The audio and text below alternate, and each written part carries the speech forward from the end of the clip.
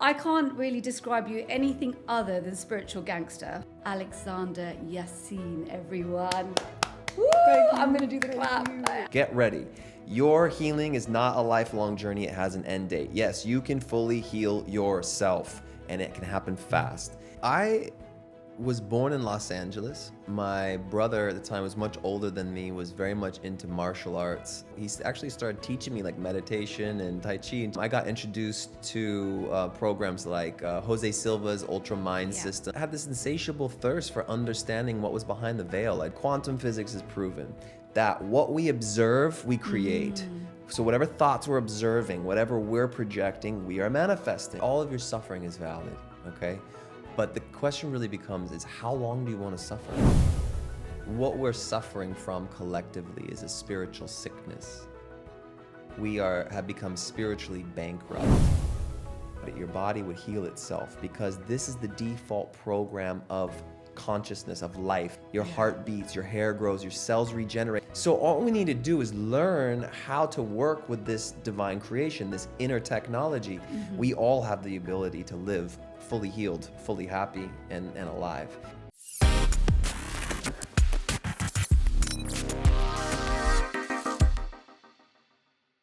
Here we are, ladies and gentlemen, boys and girls. I would like to introduce my next guest, Angelee. Angelee. Yes. Sorry, I meant to be doing the introducing, but you've taken over, Alex. So first of all, let me say I'm so excited to have you on today. Thank you. I can't really describe you anything other than spiritual gangster. You created and sold your phenomenal company, SpiritHoods, and then, more importantly, the journey that you went on to help your wife get through debilitating pain after a horrific accident, and then joining forces to create an amazing movement that is really helping people lead their lit up life, get through their trauma. Alexander Yasin, everyone. Woo! I'm going to do the clap. Thank you. Wow, honestly. It is a pleasure to be here. I love your energy. I love your vibe. Thank you for sharing our story, for sharing my wife's story, and for sharing our story. I appreciate it. And your mission here. It's very important. Thank you so much. In fact, just having you here, I was thinking how much after speaking to Shayoon, that kind of spiritual wisdom and actually helping her get through her pain in the first place, that was the catalyst. I really wanted to actually get underneath and find out where that wisdom came from in the first place. So I want to go on a little bit of a journey with you about just younger Alexander. How did that come about, you know? Let's journey. Yeah. Let's journey. Well, I was born in Los Angeles and grew up in Malibu and Santa Monica area. And my brother at the time was much older than me, was very much into martial arts. He had a school of like 300 students and he was always practicing, and he got me into it as well. And so he actually started teaching me like meditation and Tai Chi and Qigong and martial arts at a very young age. And looking back now, I mean, I had no idea, but looking back now, I can see the connections and how that was like the beginning of the journey at around 5, my son's age, 6. I was just studying and practicing different martial arts throughout my childhood, and then as I got into my early teens, I actually graduated high school, went to college, and I met this master in Medford, Oregon. Don't even ask where that is. It doesn't even. It's like a blip on the map. And it wasn't about college for me there. This man opened up my eyes. I would say this was like my first awakening, There's many different awakenings, but this was the first one I can look at and say, wow, my whole existence changed. And he started teaching me energy work, how to use it in martial arts for boosting your opponent or taking your opponent down energetically, how to use it for healing, how to use our extrasensory perception. We would sit around in groups, go into deep states of meditation and learn how to pick up what the cards people were holding, the thoughts they were having. We'd learn to astral project, remote view, different planets, space and time. It was like the Hogwarts school for like martial artists. It was really a trip. And I got introduced to programs like Jose Silva's Ultra Mind Systems, which has become popular again. And this was when I was 17. And I was had this insatiable thirst for understanding what was behind the veil. I didn't accept what society and this world has told us was real. I got dragged to church my whole entire life as a child, and where they were telling me God was, I wasn't finding it there. I found it in nature. I found what they were calling God in nature, spirit, and grew up on a farm, moved into nature, and that was another big important piece of this, is getting out of the city and connecting back to the roots and understanding the circle of life. And so it was a trajectory that grew throughout my life, and then really came to the forefront when I met Shayoon.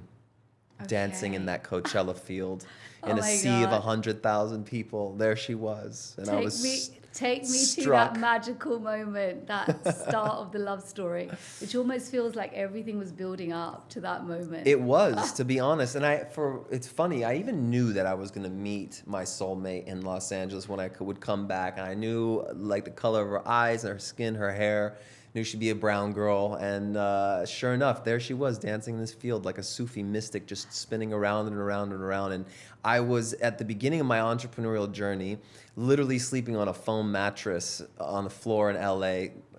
I think my rent was like $500, and I was struggling to make that. And here I am with this crazy idea that was inspired by Burning Man, actually. This was another awakening moment. Was I stepped out of my box and went to Burning Man. And for me, I'd never experienced the festival. I'd never experienced community. I'd never experienced the culture like that ever. And this was 2007, and it blew my mind, and I was very much inspired by, like, the vaudevillian faux-fur fashion out there. And so I started making these little animal hats, and I started wearing them around LA, and people were going crazy for them. So I was there selling them out of my bag. No way. I even didn't have a ticket. I tried to break into Coachella, almost got arrested. So didn't Justin Bieber, you had so many big celebrities wearing it. It blew up right after I met Shayoon, actually. She was there before the money, so I know it was real. And it blew up. Justin Bieber and Miley Cyrus and Snoop Dogg and Kesha, and it was Black Eyed Peas. It was amazing. It became this phenomenon, literally. It was really birthed out of my desire for community and wanting people to come together and to be able to share in community. I quickly outgrew the festival scene and whatnot. When I met Shayoon, I was there trying to sell SpiritHoods, and I saw her, and I literally found love in that moment. And my whole world changed. I got whisked away. I didn't see her again. And then later that night, in a sea of 100,000 people, I see her there again. I mean, what's the likelihood of seeing her again in a festival like that? Must be 1 in 100,000. Yeah, I know, yes. 1 in 100,000 of a chance, and there she was. And so I wasn't gonna miss that opportunity. So I ran up and I grabbed her hand and I said, "Follow me." And we went to the center of the stage with a DJ booth, and the beat dropped, and our hearts connected, and the fireworks went off, and we've been together ever since. She actually made me work for it for 3 months, so I didn't know if it was going to happen, but I kept seeing her again out in Los Angeles at these random places. She says I was following her, but no, that's not the truth, man. You're being drawn to each other. It was fate. Now, Shayoon was in a horrible car accident. She probably told you that story. Yeah, we don't need so to go just through it again, if you haven't listened to Shayoon's story, which you absolutely need to listen to, just to give it some context, Shayoon was in a really bad car accident at the age of 18. Do you want to just kind of elaborate? It was, she said that she was trapped in a car burning alive. Pain. Yeah, and she was stuck in a car burning alive and thought she blacked out. She thought she was going to die. She died, and then she woke up in the hospital and she told she wasn't going to walk properly again and wasn't going to be able to have children. Lost her volleyball scholarship, wasn't able to dance properly. She was a professional dancer. So when I met her, she was in a lot of pain. And I had studied these things, so I just showed her some simple techniques to release the trauma from the accident that her body was holding. And she had this narrative that I have lost everything. And so she was angry. She was angry to her body for giving her pain. She was angry to what was taken from her. This was the narrative that was going, and she was shaking like this as like her default energetic state. She had trauma in her system. And people have this from everything. It could be a car accident, it could be abuse, sexual abuse, it could just be life in general. We hold it in the system. So if you learn how to release it, the body will heal itself. And so I taught her how to release it. It took a few minutes, and she had this huge energetic release, and all of the pain left, and she was able to touch her toes. And this sent her on a journey of awakening. And she took off, really learning about all of these different modalities, and her being a Muslim woman, me becoming this white boy Christian guy. These worlds were like Montague and Capulet, and now all of a sudden she's introduced in this world of healing. It was scary for her, you know. And if anybody's listening to this and is Muslim or religious, oftentimes there's this false narrative that this is dark or dark magic or woo-woo or unsafe or not godly. None of that is true. If anything, this is the path to understanding your relationship with God the most, and the gifts that we have within ourselves that have been suppressed. It comes through the process of healing. There's no way around it, period. You have to go through it, you have to heal, and then this is when the awakening takes place. And this is when your gifts come to life. This is when purpose is really birthed. Yeah. Was there a lot of resistance from Shayoon in the beginning when you were like, hey, you can get over this? Because when you are in that place of pain and someone's saying you can get over it, it's really hard to even get your mind into knowing that that's possible. You think, what, do you not think that I'm in pain? Or how are you able to compassionately actually get her to understand that it's not, you know, that there is something that is on the other side of your pain? Because sometimes there is a real resistance, isn't there? The majority, I think this is the most important question I think that you could possibly ask, because it's the number one thing that we speak about. It's the number one issue that we have to help people with, because there's normally a few people that come through our work. Most of them have tried everything and failed. So they've gone to the therapist, they've talked, didn't help. Felt good in the moment. Maybe it brought some awareness, but it didn't help you heal it. And the therapist will tell you they don't know how to help you heal it either. So they send you to psychiatrists. You get meds and blah, blah, blah. And we all know that that doesn't work, right? Then you hear, okay, I'm supposed to meditate. So you try to meditate. You can't silence your mind. You quit. But I hear yoga's good. I hear diet's good. I hear breathwork's good. I hear shamanism and plant medicine and blah, blah, blah, blah, blah, blah. And people go on this whole trajectory to the point where they either are at the point where they're about ready to give up. That's when they come to us, which I love, because once you've tried everything and checked all the boxes and there's nowhere else to go, right? There's only one thing left, and that's through. And normally, source, spirit, the universe, God, whatever you want to call it, normally brings people to that point for a reason, and to us for that reason. And Shayoon was in that place. She didn't have any other options, and she was so fed up living in her pain. You get to the place where you're sick and tired of being sick and tired, and we've been told and programmed that's just life. Those are the cards that you're dealt with. Maybe you can get a little better here and there, but really this is a lifelong journey I'm going to be on. And this is the number one fallacy that we're here to break, and people get triggered when we say this, so get ready. Your healing is not a lifelong journey. It has an end date. Yes, you can fully heal yourself, and it can happen fast. And then everybody goes in the comments, no way, that's irresponsible for saying that, and no, my God. And then there's a group of people who are like, no, I've been feeling that. I've been feeling that in my soul, in my spirit, and it's been the thing that's kept me going, you know what I mean? And it's that commitment and that belief. And this is the problem, is we all know, right? Quantum physics has proven that what we observe, we create. So whatever thoughts we're observing, whatever we're projecting, we are manifesting. This is quantum physics 101. It cannot be debated anymore. It's not woo-woo.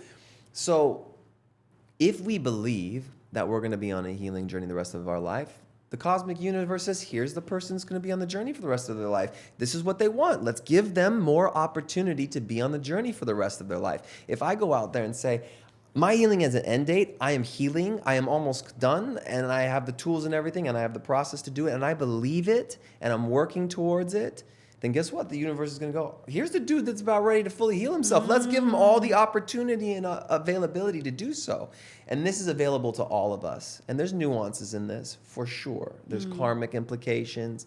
There's what does real full healing actually look like. But for the most part, we have so much potential within ourselves that is innately programmed in us that we are not accessing. And full healing is just stage one.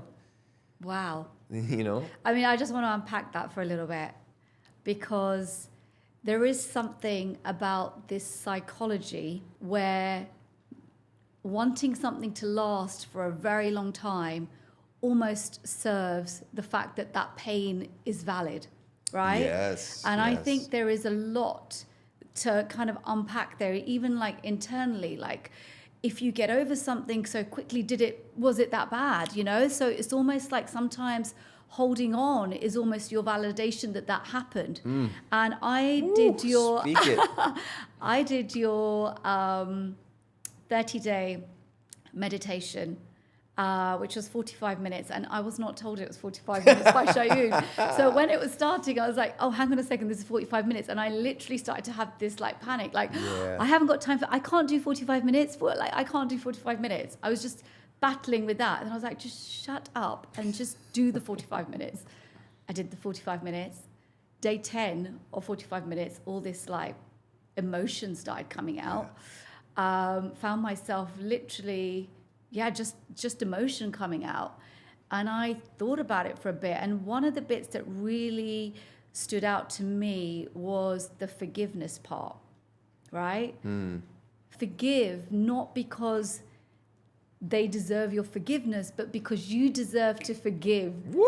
Right? She's done the and work. I was like, oh my God, I so needed to hear that in that context, because there is a lot wrapped around the fact that if you just go, hey, I forgive you, then you also feel like, hey, I've just given you the power, right? But when you realize that true, real forgiveness is really letting yourself go. Reclaiming your right? power. Reclaiming your power. Yeah. That is just so powerful. Just talk me a little bit through that, because I felt that really does move mountains in terms of your own psychology, holding on to things, because you feel by letting go, maybe you've just said to the world, hey, it doesn't matter. And sometimes you're like, yeah, but it did matter. Yeah. Right? Yeah. So just like take me through what allowed you, where did that mentality come from? Is that from the kind of the work that you did with the martial arts? How did you get to frame it like that? Wow. There's a few important points. The first one that is really important to address is that people feel very justified in their pain, and that's fine. You know, we see the most horrific things that you can possibly imagine, you know, from a child being raped since birth. You know, how do you forgive? How can you even begin to wrap your heads around that?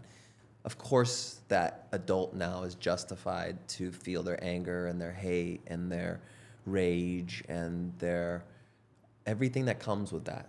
And it doesn't have to be that. It could be anything, you know? No suffering, all of your suffering is valid, okay? But the question really becomes is how long do you want to suffer? You're not proving justice. You're not fulfilling and serving justice by holding on to the pain. You're only hurting yourself. That person doesn't care. They are the ones who hurt you in the first place. So forgiveness is twofold. It's a double-edged sword. One, people say, oh, I've forgiven that person. It's done. Forgive and forget. But you can't forget the wound. So mentally, you could have forgiven and forget, and energetically, you've set that in motion. That's one side of the sword. But if you stab me right now, right, and I say, you know what? I know that you didn't mean to do that. You deep in your soul are a good person. I forgive you, okay? I'm still going to bleed out if I don't tend to the wound. So just because I've forgiven you doesn't mean that I'm any safer off, right? I have to fix what has just happened. So the second part is we have to go into the wounds, and we have to clean the wounds, and we have to learn how to do that and let them go. Our energetic, emotional body, yeah, we can't see it, right? Unless you're Shayoon, she could see it. But for most of us, we can't see. If you were to be cut, you wouldn't go around bleeding all over the place. People would think you're weird. You'd get put in an insane asylum. Your hand would, you know, fall off eventually. You would stop, you'd clean the wound, you'd wrap it, and you wouldn't think about it. Your body would heal itself, because this is the default program of consciousness, of life, of this divine matrix. The plant behind you grows on its own. Your heart beats, your hair grows, your cells regenerate. This isn't something that I've created. This is what God, the universe, created.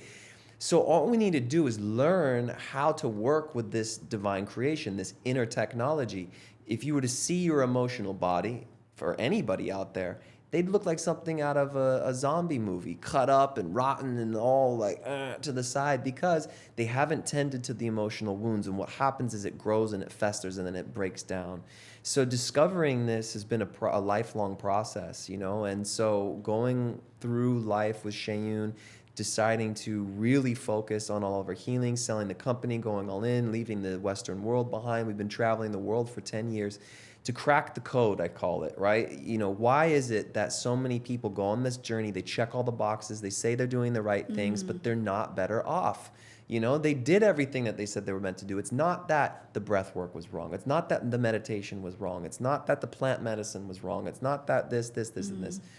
So many of these things hold a piece of the puzzle, but they don't hold the whole picture, and they don't allow an individual to complete their healing journey. For us, we're like, well, we fully healed ourselves, so why couldn't anybody else do it? We're not any different than anybody else. Like, it's the same body, it's the same energy. And that doesn't mean, full healing doesn't mean that you don't get hurt moving forward. You have the tools to tend to the wounds. What it means is that you've healed all of those rotting wounds from the past that have created the physical, emotional, and spiritual dysfunction on a chronic level to begin with. We all have the ability to live fully healed, fully happy, and alive. And we have to be able to understand how to achieve that if we're going to be able to believe it. So many people will step to this and say, sounds interesting, sounds great, sounds too good to be true, that you can be a skeptic and step away. Or there's something in there that says, maybe there's something here. And you can still doubt to begin the process.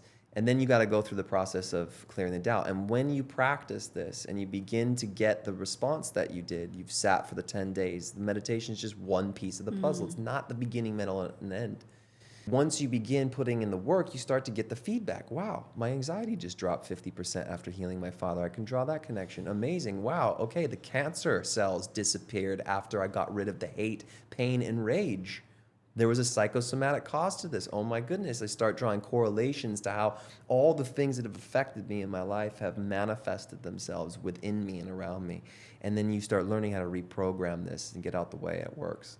And how do you think that, obviously, you've gone through that journey with Shayoon. What was that moment, that kind of feeling in your soul moment that you were like, both of you, we need to share this with the world. There is so much pain. There was a very specific moment. Oh, tell me about that specific moment. We knew we had to leave. I was in that whole fashion festival world, you know, and I thought that by growing SpiritHoods to a massive company that gave back, we donated a lot of money to nonprofits to help endangered animals and save the rainforest. I really wanted to help people and the environment. And I just realized that that wasn't the vehicle that I needed to do it. So I sold everything and we left to Ibiza, actually, and that's where I had a first son. And we were working just underground. This wasn't something that we marketed. It wasn't something that we put content out about. It was just us in service, allowing for the people that were meant to come through our lives to come through our lives. And then we went to Bali for 2 weeks, just for vacation for my son's for his birthday. And then COVID happened. And we got locked down in Bali, and we lost our home. I lost my agency I was running. We lost everything. Slate clean, similar to your story, yeah? Yeah. And for so many people, COVID wiped everything away, and the real reset began to happen. So here we are. We could only practice our healing modality in person at that point in time. And there was a real moment where we were like, what are we going to do? Here I am with a newborn 2-year-old child in a foreign country, no home. We were just robbed. Somebody broke into our home in the middle of the night, tried to attempt a kidnapping of my son. It was trauma. Horrific, People are dying everywhere from COVID. My mother passed away from COVID. It was wild. And it was through this pressure cooker being in Bali over the course of those 3 years. And there was this moment where I was just praying, and I got the clear message, like, it's time for you to bring this to the world. You need to take this online. And then the question was, well, how do I do that? And literally it was like a 2-week download where I just had this stream of consciousness continuing to come through. And if you've ever been in the flow state, creating something that you love, you know that feeling, right? This is what purpose really is. It's an energy. It's a transmission. It's not what you do. It's what you're holding, an energetic fingerprint, spiritual fingerprint. And it was just very clear how I could start adapting the process. And the aha moment came where the question was, what if I could remove myself and Shayoon could remove herself as the one healing the other person and then teach people how to become their own healers. Bing, bing, bing, bing, bing, bing, bing, bing, bing. That was it. And I got very clearly how to adapt the model safely in a way that could be taught online to people to teach them. So we launched it, and to just see how people responded, could we get the same results that we got in person? And it was better. It was even better results. And the calendar was booked, and we've been on a wild ride of LightForce Healing ever since that time. That's amazing. And a lot of the times, out of those moments where you hit that kind of rock bottom feeling where you go, where from now? Tell me a little bit about the kind of process of when you say your healing has an end date. Yes, 100%. There's a beginning, a middle, and an end. It's called LightForce Healing, and we created this LightForce Healing Modality. And what I was mentioning a bit before was that what we did was we took the pieces of the puzzle that worked the best. I'm very big on effectiveness and efficiency. And we wove them together into a process, along with a lot of our own discoveries, working with people, and seeing what worked, seeing what didn't work, working with plant medicines as well, which has been a major, major teacher, and really helped me evolve the modality and learn how to teach people at a much deeper level. So it has a beginning, middle, and end. And when I say full healing, there's an analogy I like to use. We work just like a computer, yeah? So when we get the laptop fresh out of the box, it's got its, perfect operating system. It's running great. It's amazing. And then over the years, you start downloading files and new programs, and some get broken and corrupted, and you download all your videos and your memories, and some of those memories you really don't like looking at anymore, breakups and this and that and past and trauma. And then the system starts getting weighed down, right? So we work the exact same way. What we have to do is then access our emotional hard drive.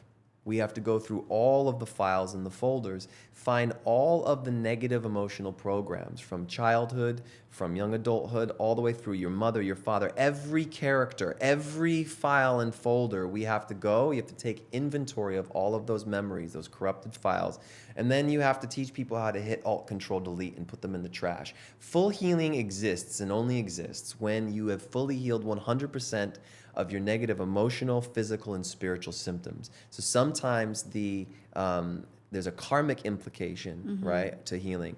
There's also past life implications. And whether you believe in them or not, they're real and they exist, because even people who don't believe come and do the past life regressions, and they're accessing memories from the collective consciousness and healing things that are in the present because they haven't learned those lessons from the past. So we have to be looking at a multidimensional level. You see, the problem with how we've been trained and indoctrinated is that we focus on the physical symptoms. That's what Western medicine treats. Physical symptoms, that's it, which is 0.000000001% of our reality. The rest of that's the physical, biological percentage of what we consider physical.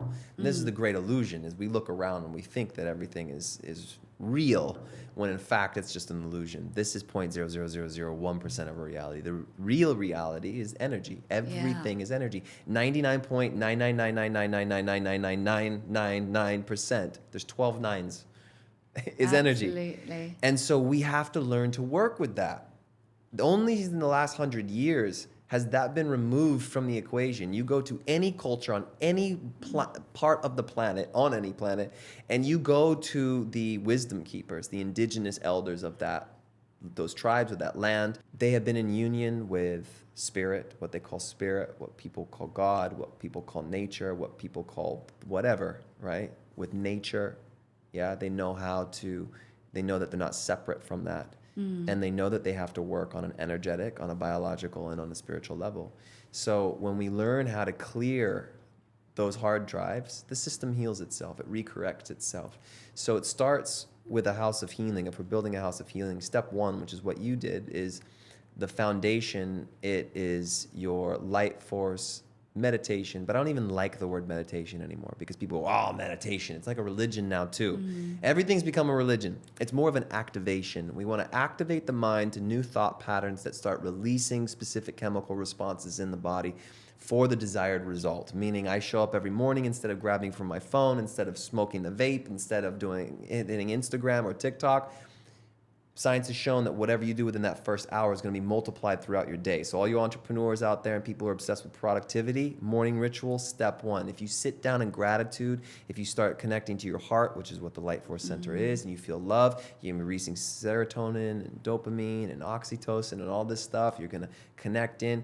You're going to get all these health benefits. You're going to be more productive. But that just creates the foundation. What happens is, like you said, you sat down the first time and you're like, oh God, 45 minutes. Oh man, oh, I need to run. You know, that's what everybody does who's never done this before. But then you say, no, if I can't sit with myself for 45 minutes, there's a real problem here. Shayoon always says, if you can't sit for 45 minutes, you should sit longer. And so just to be able to sit with ourselves, we're terrified of it. No, I got to grab my phone. I got to check the thing. I got to do the thing. I got to do a mindless scroll, you know? But that's not the end. That's the beginning. That's just the beginning, just to sit with myself. Now I'm priming my subconscious to start allowing for the emotions to start moving, to start coming up. Second piece of this is the most important. It's the difference between full healing and partial healing. It's called emotional mapping. You got to go through every single character, take inventory of the emotional hard drive. We rank everything on scales of 0 to 10, 10 being the worst. So there is a real kind of like methodology in this. Oh my goodness. You have to have a map. You have to know where you're going if you're going to complete your journey. This is why people don't know where they are on their journey, because they go and they might have amazing healing with somebody, but they don't know what was moved or released and how much more is left to go. You have to have exquisite, excruciating detail into your pain body, and nobody wants to look at that. We have to take inventory of all of it. This is the hardest part. Most people resist this. The healing is the easiest part, which is the next piece of this. You have to first be able to learn how to remove all those negative emotions stored on the emotional hard drive. Every single person in the world can close their eyes, send a command to their brain saying, show me the earliest thing I need to heal from my father, my childhood. Boom. When I was 3, I was hit, and he walked out the room. My parents were in an argument. I didn't get picked up. Okay, what do you feel? I feel lonely. Where do you feel it in your heart? I feel unloved. Where do you feel it in your heart? I feel worry. I feel it in my head. Okay, out of a 10, what is it? The worry is a 10. What's the unloved? It's a 10. Everybody can map in this way, and you can start seeing where you're holding all the emotions. People will be shocked. Wow. Oh my God, I have a knee problem, and I'm holding the worry in my knee. Well, there you go. There's the connection.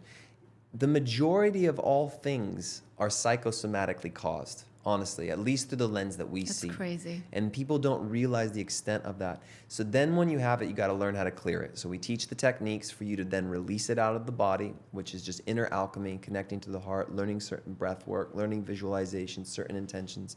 And then the last piece of the puzzle is we have to become aware of what we're unaware of. Many people will say, well, that's great, but I don't remember a lot from my childhood, or I don't remember my past lives. Of course not. We have to access the subconscious. So we work at the theta level, which is in between waking and sleeping. We're there twice a day, and this is where the real magic happens. This is where the spiritual healing takes place, where you can connect with your higher self. You can connect with your guides. People will connect with past loved ones who have passed away. I have a strong relationship with my mother and her soul now than I did when she was alive on this earth. All through this process, you don't have to be a gifted channel or sage or mystic. We all have the ability. It's not dark or anything. It's beautiful light. And through this process, you go inwards. You can access all the stored emotions and files from the past, and then you can bring those forward, and you can clear all of that too. And then when that is complete, the system just heals itself. That is truly kind of, you don't really hear about this level of healing made in this almost like map-like way, right? It always feels like this kind of mystical, like random you never, experience. Random, you know, some people have it, some people don't. And I think that's why it's an area where there's so many gray areas. There's so many people just going down another garden path. And I think the thing that really stood out to me when I came across Shayoon and yourself was this clarity that I feel is really missing. The clarity of actually going, no, it's not me. It's actually within you. 100%. And there is work to do. It's Yeah. not like, okay, it's just going to happen. Or I'm going to do it for you. Yeah, or I'm going to do it for you. Or you drink this, do the meditation, right? There is actually like a methodology which goes into breaking it down into smaller parts. It's a science, to be honest. Absolutely. It's a physical, emotional, and spiritual science. And I am very scientific in that way. Like, I don't just accept anything. I really want to experience it myself. And that's why I always say is like, don't let science become your religion. You know, don't let anything tell you what you can or cannot believe, because then you're going to limit your own experience. Don't believe me. Go and experience it. Try it. Try it yourself. And if you get the results, amazing, right? If not, you're going to learn something along the way. For me, it's all about practicing and putting things into practice. When I hear something and it hits me and I'm like, there's something here, I'll go and experience it. This is how I've learned, throughout my life. And there is a clarity to this. There is a process to this, because unfortunately, one of the things that makes my blood boil the most is that as this wellness fad industry has exploded to the tune of $6.4 trillion, it is in response, A, to the fact that the Western medical system has completely failed everybody. And if that wasn't the case, if they were doing their job that they say they're going to do, this wellness space wouldn't exist. The wellness space exists because people are suffering and they're looking for solutions. And unfortunately, now there's just an industry of solutions, treating symptoms, giving minor results at best. And there's a handful at max of real, true, authentic people who are really doing real, good, authentic work. And so I see a lot of people getting hurt.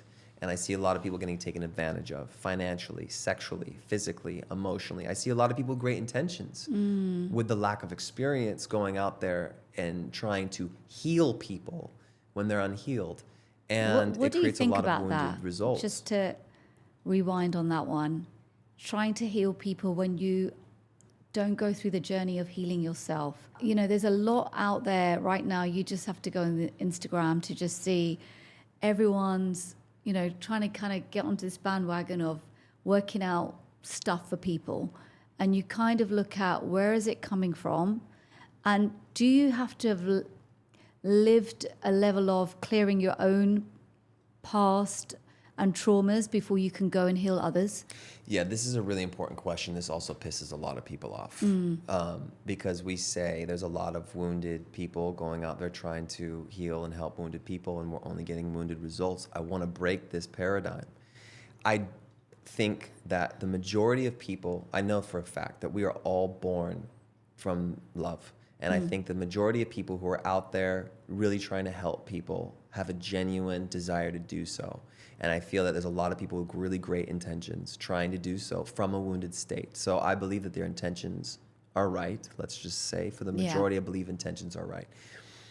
But you can only help affect in someone else what you yourself have achieved. So you wouldn't go, if you're trying to scale your business to 7 figures, you wouldn't go to a business coach that has only learned how to generate 100,000 themselves. You would go to the coach who's generated $1 billion in their business and can teach you how to scale to $1 million, because you know you're going to hit your results, right? So of course that everybody, they go and they try and they work with people who aren't fully healed or haven't maybe completed their healing journey. Perhaps they're going to get some value out of that for sure. I don't want to diminish people's desire to do the work helping people. But I think that we can all do a much better job at taking accountability for our own process before we really start going out there and pretending like we've got it all figured out when we don't. You know what I mean? Yeah. And because that's when it gets dangerous. If you're authentic with somebody saying, hey, I'm just starting out, I'm just trying this healing thing, and, this is where I'm at, and you're transparent with where you are. But there's a lot of people pretending to be the gurus and to be the mystical healers that can just take it all away. And that stuff is bullshit. Nobody can take it away from you. I've lived with that as well. Just to kind of interject, just something came into my mind that I kind of grew up in an environment, obviously kind of a very kind of religious environment, let's say. And, you know, if somebody was unwell, mentally unwell, you know, you'd get somebody come in and they'd be a guru and they'd tell you to do this, put this ring on, do this. And I've seen it a lot. The kind of like the level of, obviously, not everybody's looking to take advantage, but in that space, there is a lot. And I've seen it kind of growing up, you know. It's actually dangerous. Yeah. So just going into kind of even religion and culture, let's go there, which can be beautiful things, but also can be a prison that you can put yourself in. Absolutely. How do you think that we, you know, on an individual basis, when you are growing up culturally with such a strong kind of framework to try and decipher what is good for you and what is not? Yeah. How does one get to that stage? Yes. Woo, baby. Let's go there. Through my personal experience, being raised in the Christian church, having married into a Muslim family, I will pray with my Christian and Muslim brothers and sisters. I've prayed with my Hindu brothers and sisters. I've visited India. I've gone to the Himalayas. I've meditated in the caves. I've gone to the ashrams and prayed at the temples from Bali to India. I've had a deep desire to understand religion and culture. And it's fascinating and it is beautiful. And many people can't find what they call God through religion. But what I've discovered is that you don't need religion to find God. Who's to say that the person who's about ready to jump off the building and take their life, who has a flash of inspiration or a divine intervention, or the person who was the atheist who got into the car crash and saw the light and was in the tunnel and came back and all of a sudden devoted their life to that connection, but didn't remain religious. Who's to say what path to God, to spirit, to the universe is right or wrong? That is when religion becomes the problem. To each their own. Find what that is for you and take what works and what doesn't. And how can people find that? You have to trust your inner intuition, you know? We have people from all walks of life, all faiths, all beliefs, all religion coming and doing LightForce Healing because there's no judgment. It's for every human being that just is the simple belief that there's something greater than ourselves. And if we can move in that and drop the barriers and the judgments and the walls, this is what wars and pain and suffering have been inflicted upon. So many people have died and continue to die under the banner of religion. That's not God. It never was God. It never will be God, period. Jesus, who is one of my greatest teachers, or should I say Isa, which is his original name, he never came here creating a religion. He was the one in the synagogues turning over the tables to the Jews, saying you can't charge people to connect to God. This is not what this is about, you know? He was here with one message, and that's love. Remember love. And this is the message that I see as the universal source of truth. Much of his teachings, which were very mystical and alchemical, were removed. The how do you use love? He taught what we need to do. We need to connect to love. But the teachings that were suppressed were, how do you use it to heal yourself? When we learn how to activate our hearts, not only do we connect with spirit and source and the universe and God, right? It's that divine connection here. Like he said, the kingdom of heaven is within. When you do this work, you realize what that means. It's not just a few lines. It is a universal truth. And when you learn how to go inwards into the inner universe, you recognize what that kingdom truly is. And it's not a bunch of dudes on thrones with crowns. No. There's this limitless expansion, this connection to the universal truth that is within us, that we are, and we can become, if we are in our hearts, pure reflections of God. We are not God. And that's a big thing that people need to get straight in this whole spiritual community. They say, you wake up to realize that you are God. No. That's the ego. It can feel like that because it's a very, very powerful experience when you awaken.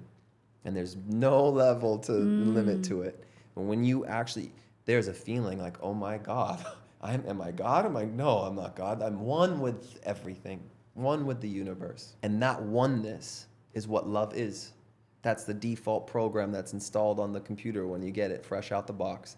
And we know this is a fact because even people who've never experienced love in their whole entire lives, who've been raped and abused and tortured since birth up until now, as soon as they remove everything that is not love, love begins to well from the heart.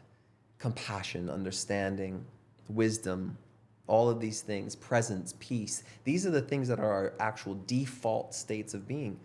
So when you go to meditate, don't just sit and try to stop the river of thoughts.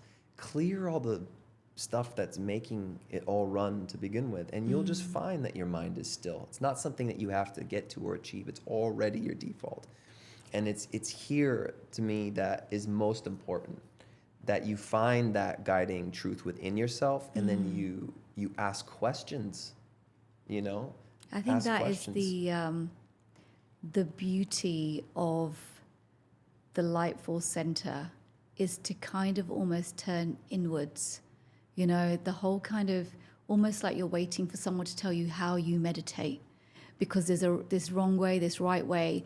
And a lot of people, including I've had moments like that where you're trying to step into this new version of you, and you're going, no, it's not a new version of me, it is me, right? Like you kind of almost like have this differentiation where you're going, oh, if I'm acting like this, and you're in the act. And part of it sometimes is the ego as well, 100%. You know? So allowing kind of almost even through the way that it's described, that it isn't us and you, it is actually to unlock and reveal what is already there, you know, is the kind of most powerful thing that we can get. And one of the reasons I brought up about religion and culture, having kind of come from a background where I feel for a long time it was very much wrapped up in culture more than religion, that that actually you always felt like everything was so black and white, that's wrong, that's right. And you're navigating yourself, but you never ever understood that it was actually an internal thing. You know, this is a job that is on the inside. It's an inside job. It's an inside job. Do you think that we are going through a kind of conscious, I don't know, evolution, or there is a state that I feel that is rising up that I don't know if it's now that I'm noticing it because of some things in my own journey? Or do you think that despite how awful things are in the world, I mean, sometimes when you turn the news on, which I don't like to watch, it just, your heart breaks that those, you know, have we not moved on? But do you think underneath that there is a consciousness that is rising up of kind of even challenging the status quo, the culture, what we expect people to be like, breaking through those barriers? Do you think we're going through a bit of a change? A bit of a change. Yeah. This is the single most important time in our human history. Consciousness is rising at such a rapid pace. And the truth is that what we're suffering from collectively is a spiritual sickness. We have become spiritually bankrupt as a global society. And the reality, though, is that the systems that have been put in place since the beginning of civilization, are unfortunately controlled by people who are evil, who will kill and murder at all costs to protect their own narrative. And what's so sad is that the grip is so tight, but is now being revealed. And this is the most beautiful thing, is I don't think anybody really realized how bad it really was and has always been, because they've done a pretty good job, like, keeping it all under wraps and, you know, blaming somebody else. And now you just can't deny it. First we got nailed with COVID, you know, and all the tyranny that came from that. Everybody was called a conspiracy theorist, and now it's all coming out. All the truth, and all the mainstream media is now, oh, okay, those things were bad for us, right? Now, that was a massive spark in consciousness. You know, people lost their loved ones. You know, I lost my mother from COVID.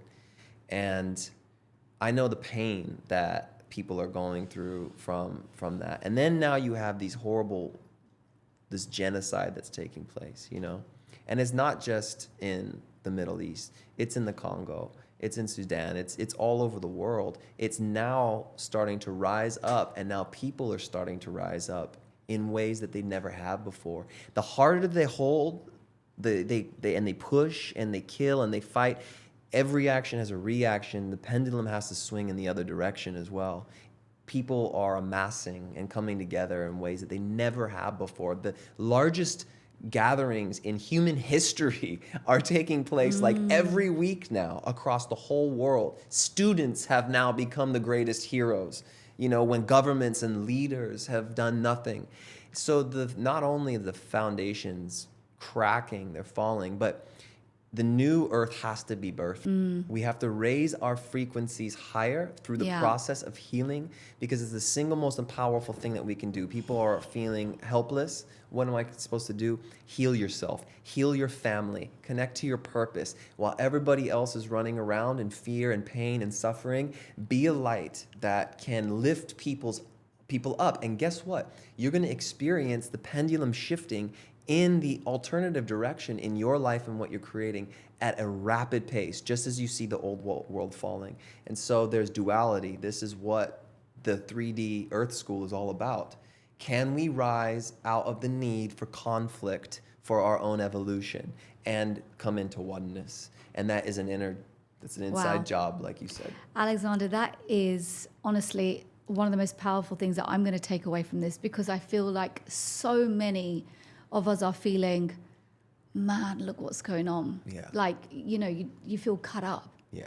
And you're just going, how can I do something that's more, you know, more than my just sorting myself out in the morning and getting myself off to work. Like, there is something that is, I think, pulling all of us on a conscious level. Yeah. And I think that you just described, just not being part of the problem, but going inwards and thinking, how can you shine that light more? Be the solution. And be the solution. Even in your own life, it sends a butterfly effect out. You change and break the karmic cycle. So you're healing the past, you're healing the present. You're healing the karmic trauma from the past, your ancestral trauma. So you're healing the past. And you're setting a new course for the generations and your children. So you're affecting generations in the future. That could be affecting millions and billions of people as their children have their children. And you haven't passed down trauma. You've passed down the teachings of a healed mother, a healed father to your children. And they pass that down to their children, their children, their children. The opposite creates a ripple effect too. And the light is much stronger than the dark. So the single most important thing that we can do is this inner work. And then the inspirations and the ideas on how we can now bring this, we shift from the I to the we, the collective. Now, how can I be of service from a healed state? Doesn't mean wait until you're healed to begin your purpose, but definitely focus on it first and get your ass out there and start going. Use your voice, rise up, use your art, your creativity, speak when they tell you to be quiet, you know, paint when you told you it wasn't practical, dance and be the dancer when they told you to be the doctor and the engineer. Go out there, do whatever you're meant to do. Save the rainforest, save the babies, save the children, be an activist, be a lawyer, be a doctor, do it healed. Do it from a healed state. And you're going to see everything change in a generation. Hell yes. When I said you're the spiritual gangster, like, hell yes. That is such a beautiful note to finish on, because I think for our listeners, you know, don't walk away feeling despair. We all have an energy and a power that we can step into. It's there already. It's almost like you don't have to like step into your power. You got it. Yeah. Yeah. Just be bold enough to live in it. Yeah. Really? And you can only hold the fullest expression of your power when you heal the wounded elements of yourself that are preventing that from happening. So we can go out there and say, just do it and be bold and strong. But that's great. If you don't heal all the bullshit that and the subconscious stuff that makes you think that that's not possible, then unfortunately, your actions are just going to fall short. Yeah, this is why I say it's the most important thing to do, but we can all do it, and we do all have that within us, and it is more than possible. That's beautiful. And just to leave our listeners, what if I'm sitting there listening to this now going, what is just like the first step that I can take? What can I do? Is there somehow, can we like leave like some information? Come join me and Shayoon in the LightForce Center community. We are on there. We have a beautiful private community of people from all over the world who are coming to heal. We teach the process there. We do live group healings. We're doing retreats. We do meetups. It is truly a family of people who are like-minded and supporting each other. And we have a free trial too. So if you put that link in the bio for people, they can come and check it out and just come experience it. Come experience it. No risk or anything. Feel what I'm talking about as an experience yourself. Don't take my word from it. And I would love to see you. And if not, just remember that you are worthy and that you are worth it and that you are beautiful and that you have a purpose in you that is meant to shine, and that all of that pain and that trauma and everything that they've done to you and everything that you've done or failed to do, it's not who you really are. And you have the ability to really grow and really change not only your lives, but this world, and it comes through the process of healing. So however you do it, just get out there and do it. Wow. Love it, Alexander. Yeah, absolutely. It's been beautiful speaking to you. That was a vibe. That was a vibe, yeah. We caught a vibe. Yeah. Thank you so much. Bless you, Thank sister. you. Thank you. You have an so amazing much. heart and spirit.